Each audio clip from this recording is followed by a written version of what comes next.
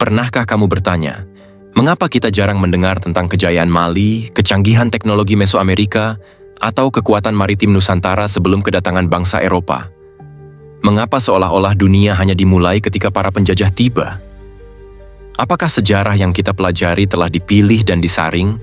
Di balik buku sejarah dan museum megah, tersimpan sebuah narasi tersembunyi, bahwa masa prakolonial bukan sekadar masa lalu yang terlupakan, tapi mungkin memang sengaja dihapus.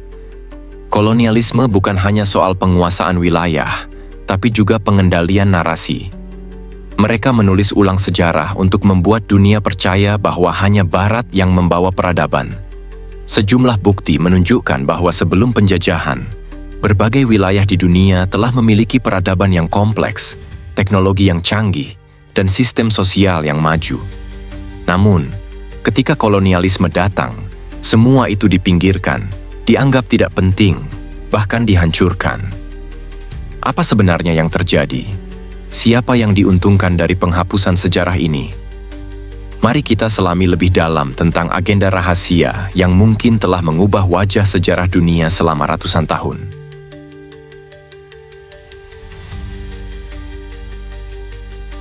Pernahkah kamu bertanya, mengapa kita jarang mendengar tentang kejayaan? Sebelum penjajahan menguasai dunia, peradaban-peradaban besar telah berkembang pesat di berbagai belahan bumi. Di Afrika Barat, Kerajaan Mali pernah menguasai jalur perdagangan emas dan memiliki kota Timbuktu, pusat ilmu pengetahuan yang menyaingi Baghdad.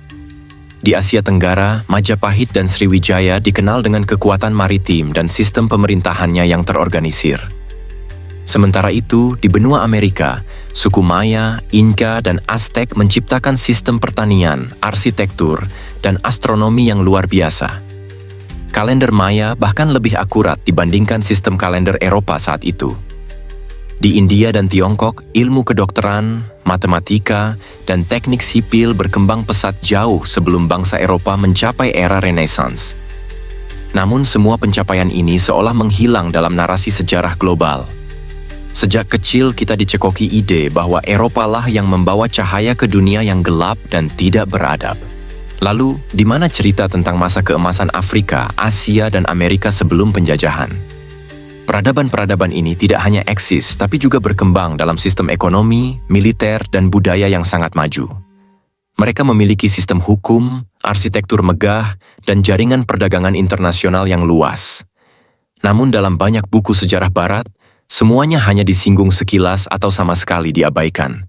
Seakan-akan, dunia hanya mulai beradab ketika kapal-kapal Eropa menjejakkan kaki di tanah asing. Sebuah narasi yang bukan hanya salah, tapi sangat merugikan.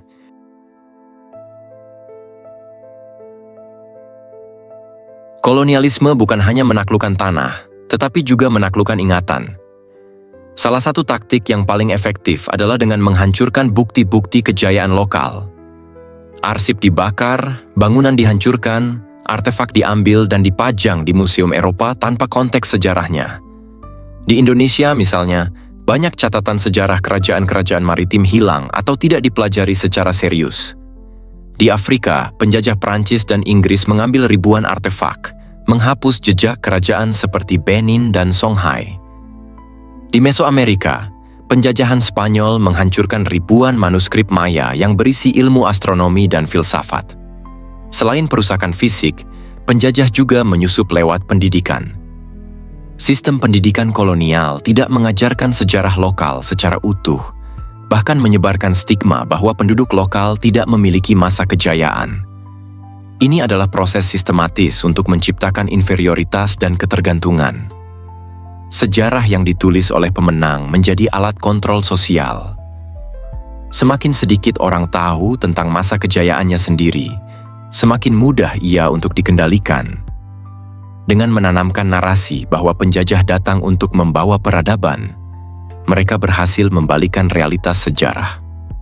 Inilah mengapa banyak generasi sekarang bahkan tidak menyadari bahwa nenek moyangnya pernah memiliki teknologi, sistem sosial, dan ilmu pengetahuan yang luar biasa.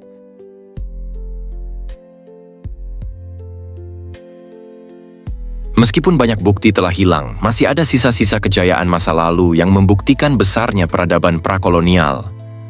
Peninggalan seperti Great Zimbabwe, Candi Borobudur, Piramida Mesoamerika, dan manuskrip kuno Timbuktu adalah bukti nyata. Namun sayangnya, artefak ini seringkali dipandang sebagai misteri daripada pencapaian ilmiah. Sebagai contoh, banyak arkeolog barat lebih memilih menjelaskan pencapaian ini dengan teori spekulatif seperti dibantu makhluk asing, ketimbang mengakui kemampuan lokal. Ini mencerminkan bias historis yang meremehkan kecerdasan non-barat. Bahkan ketika artefak penting ditemukan, mereka jarang mendapat eksposur yang setara dengan peninggalan Eropa. Banyak dari mereka hanya disimpan di ruang penyimpanan museum, tidak pernah dipamerkan, atau dikirim ke luar negeri tanpa konteks.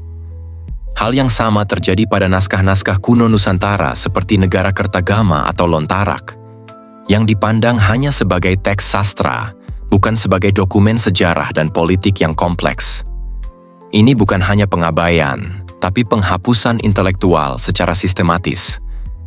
Jika kita benar-benar mengkaji secara objektif, maka sangat mungkin dunia memiliki sejarah peradaban yang jauh lebih luas dan kompleks dari yang diceritakan selama ini.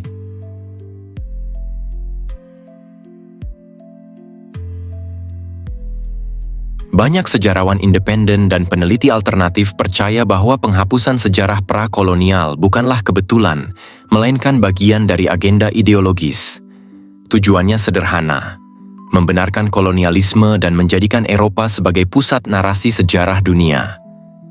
Dengan menanamkan doktrin bahwa bangsa-bangsa non-Eropa tidak memiliki warisan peradaban, penjajahan tampak seperti misi suci, padahal sejatinya adalah perampokan besar-besaran. Ini juga membuat bekas jajahan merasa rendah diri dan sulit bangkit setelah merdeka. Dampaknya masih terasa hingga kini. Banyak negara yang ragu pada potensi sejarahnya sendiri. Pendidikan nasional yang masih meniru pola kolonial, minimnya riset lokal, hingga rendahnya minat pada sejarah lokal adalah hasil dari trauma kolonialisme intelektual. Tidak sedikit yang menilai bahwa globalisasi hari ini hanyalah kelanjutan dari kolonialisme dalam bentuk baru. Dengan menghapus masa lalu kita, mereka mengendalikan masa depan kita. Tanpa sejarah, kita kehilangan arah. Namun, kini semakin banyak suara yang menuntut penulisan ulang sejarah dunia secara lebih adil, objektif, dan jujur terhadap fakta, termasuk dari kita, generasi muda.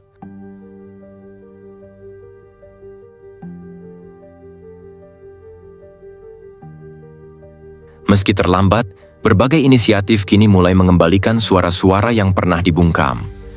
Negara-negara seperti Ethiopia, Meksiko, dan Indonesia mulai mendorong studi sejarah yang lebih berfokus pada masa prakolonial.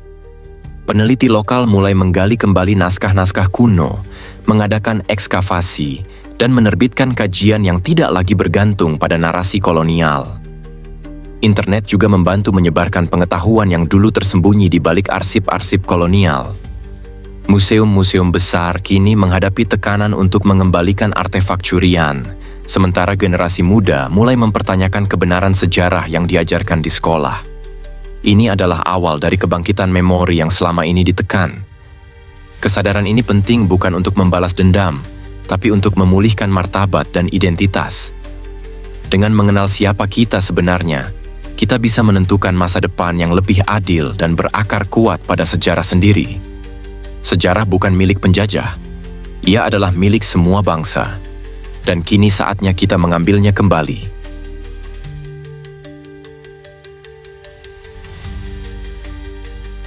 Agenda penghapusan masa prakolonial bukan sekadar kesalahan sejarah. Ia adalah bentuk kolonialisme yang paling halus dan berbahaya. Ia mematikan akar kita, menjauhkan kita dari jati diri, dan membuat kita bergantung pada narasi asing. Tapi sejarah tidak bisa dibungkam selamanya. Kebenaran perlahan muncul dari reruntuhan, dari naskah yang terselip, dari batu yang diam namun berbicara. Dan kita punya tanggung jawab untuk mendengarkan suara masa lalu yang dibungkam. Pertanyaannya sekarang, apakah kita siap menulis ulang sejarah dunia dengan lebih jujur? Atau kita tetap menjadi penonton dalam cerita yang tidak pernah kita tulis? Inilah waktunya. Waktunya untuk membuka mata, menolak narasi yang menindas, dan menemukan kembali kejayaan kita yang pernah ada. Karena siapa yang menguasai sejarah, dialah yang menguasai masa depan.